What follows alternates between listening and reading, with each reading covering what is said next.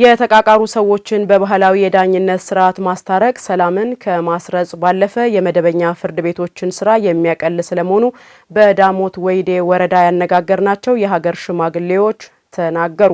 የሀገር በቀል የዳኝነት ስርዓቱ ዜጎችን ለፍትህ ፍለጋ በዋዛ የሚያባክኑትን ጊዜና ጉልበት እንደሚታደግም የሀገር ሽማግሌዎቹ አክለዋል። የአሁኑ ትውልድም የምዕራባውያንን መጤ ባህል ከመከተል ተቆጥቦ የቀደምት አባቶችን ፈለግ በመከተል የተጣሉትን የማሸማገል እሴት እንዲያዳብርም አሳስበዋል። ለሰይፉ ሳሙኤል ዘገባ እድገት እስራኤል። በማንኛውም ጊዜና ሁኔታ በሰዎች መካከል ግጭቶች ይከሰታሉ። ይሁን እንጂ በየአካባቢው የሚገኙ ሀገር ሽማግሌዎች ሳይውል ሳያድር የማስታረቁ ነገር አሁን ላይ ከጊዜ ወደ ጊዜ እየተቀዛቀዘ መጥቷል።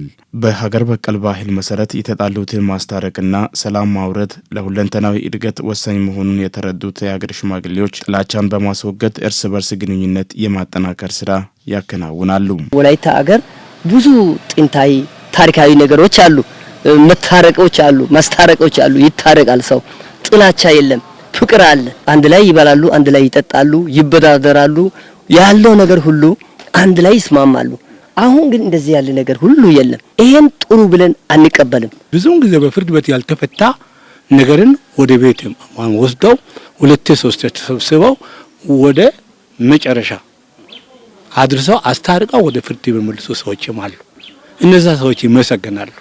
ነገር ግን እንደ በፊቱ አይደለም። ሽማግሌ ሰው ከቁስሉ ጋር በአክባቢያዊነትና በዝምድና ወይም በፍቅር መኖርን ስላልቻለ እኛም እንግዲህ ያንን እየተረዳን ስለሆነ ፍቅር እንደሚተርፍና ጥላቻ ምንም እንደማይጠቅም አንዱ ከአንዱ ጋር በሰላም መኖር ግልጹን ብንናገር በጣም ትርፍና ጠቃሚ ነገር መሆኑን ተረድተን በወላይታ ቀደም አባቶች ዘንድ ትልቅ ስፍራ የሚሰጠው ሽምግልናና ባህላዊ ዳኝነት እየቀረ መምጣቱ ሰው ትንሹን ትልቁን ጉዳይ ፍርድ ቤት በመውሰድ ይከራከራል። ነገር ግን ሽማግሌዎች በፍርድ ቤት ጉዳዩን በሽምግልና በመውሰድ ችግሮችን የመፍታት ልምድ እንደነበራቸው አስታውሰዋል።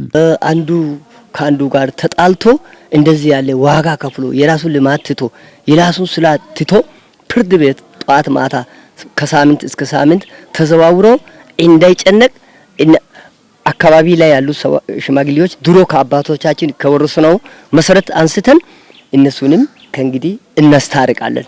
ፍርድ ቤት ላይ ሰዎቹ ሄደው እናስታርቅ ብለው ሁለቱን ሰዎች ሎቢ አድርገው መጀመሪያ ላይ ወደ ፍርድ ቤት ከመሄዳቸው በፊት ሁለቱን ሰዎች አነጋግረው ከዛ በኋላ ለኛ ይሰጠን፣ እኛ አይተን ለእናንተ እንመልሳለን፣ እኛ እንሰጣለን፣ እኛ እናስታርቃለን ለነስቱ ብለው ክብር ፍርድ ቤት እንዲሰጥ የሚጠይቁ ሰዎች አሉ።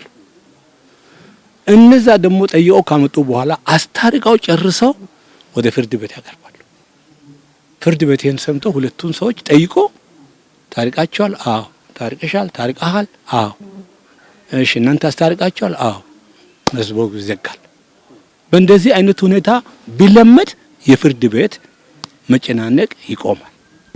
ጠባብነት የያዟቸው ሰዎች ቢጣሉም ደግሞ አንዱ ለአንዱ ጉርጓድ ቢሚስም እኛ በቆይታችን ዘመን ለእያንዳንዱ ትውልድ ትምህርት እየሰጠን ልጆቻችንም እያማክረን የፍቅርንና የሰላምን ጎዳና እየመረን መቆየታችን ግልጽ ነው። አሁንም ቢሆን ለወደፊትም ቢሆን ይሄ ሙጉት ብሎ ነገር መጣላት ብሎ ነገር በአካባቢያዊ ሁኔታ እንዳይከሰት እንዳይስፋፋ እየታገደን ነው ቆየ ነው። የሀገር ሽማግሌዎች ሚና እየተዳከመ በመምጣቱ ሰዎች ውድ ጊዜያቸውን ፍርድ ቤት በመመላለስ ይጨርሳሉና ጉዳዮቻቸውን በባህላዊ እርቅ በመጨረስ ጊዜውን ለልማት ማዋል እንደሚገባም ጠቁመዋል። በእርግጥ እንደተባለው ቀጥታ ነገር ከተነሳ ሆፕ ሰጥቶ ሁለቱንም በኩል እንድጣሉ እንደገና አድርጎ እስከ ፍርድ ቤት መጥቶ በነሱ ጀርባ ቆሞ ይመሰክራሉ። ይሄና ይሄ የመሰለ ነገር ልማትን ያወድቃል፣ ሰውን ወደኋላ ያደርጋል፣ ፍቅርን ያሳጣል፣ አንድነትን ያሳጣል። እስቲ ወረድ ብለን ድሮ የአባታችን ታሪክ ይዘን ቀጥ ብለን አሁን ሰውን ባለበት ቦታ ሁሉ እንድፋቀርና እርቅ እንዲኖር ፍርድ ቤት እንዳይመጡ ሌላ ችግር ውስጥ እንዳይገቡ በሰላም እንዲኖሩ በሰላም ልማታቸውን እንዲሰሩ በሰላም የራሳቸውን ከብት እንዲጠበቁ የራሳቸውን እርሻ ማሳ በደንብ እንዲሰሩ ማድረግና ማስተባበር ማስታረቅ ይሄ ከኛ በአሁኑ ጊዜ የሚፈለግ ይሆናል። ትንሽም ትልቅም ፍርድ ቤት መምጣት የማይችል ትንሽ ቀላል ነገር ወደ ፍርድ ቤት ይመጣል።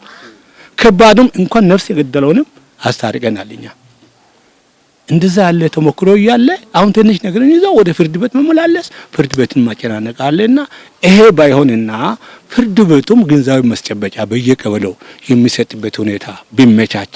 በፍርድ ቤት መጓዝ ያጥላላል እንጂ ሰውን ከሰው ጋር ወደ አጥቂት ይወስዳል እንጂ ጤናማ ኑሮን ሊተካ ስለማይችል እያስመለስን ነው ያለነው። ደግሞ ከፍርድ ቤትም ቢሆን የግድም የውድም ባልና ሚስት ሲጣሉ ጓደኛ ከጓደኛ ቢጣላም እንግዲህ ከራሱ ባህሪ እንዲመለስ ቢገጸጽ ትውልዱም ጥላቻን በማራቅ ሰላምን በማውረድ ጥልና ክርክር በመተው የተጣሉትን በማስታረቅ ልክ እንደ ቀደምት አባቶች እርስ በርስ ግንኙነትን ማዳበር እንደሚገባም የሀገር ሽማግሌዎች መክረዋል።